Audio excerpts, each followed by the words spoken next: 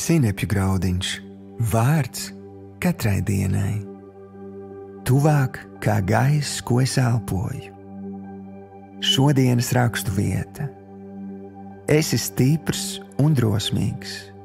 Nebīsties un nejūties apjucis, jo tas Kungs tavs Dievs ir ar tevi, lai kur tu ietu.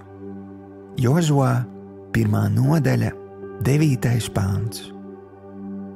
Šodienas pārdomas. Lai arī ko šī diena liks tev priekšā, ja tu esi uzticējies Jēzum Kristum, tu vari ar drosmi un pārliecību doties tajā. Kāpēc? Jo tas Kungs ir kopā ar tevi, un viņam ir viss, kas tev vajadzīgs. Tavs uzdevums ir noticēt šai patiesībai, jo tieši tā tu to aktivizē. Ja tev šodien vajadzīga gudrība, gudrība ir ar tevi.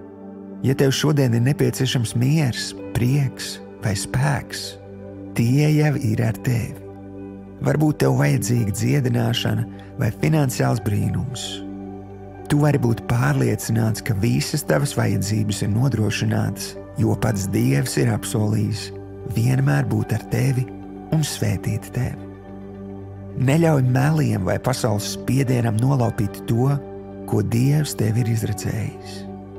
Pārdomā Dieva apsolījumus un ticībā saņem visu, kas tev šodien vajadzīgs. Sāc pateikties Dievam par viņa gādību tavā dzīvē.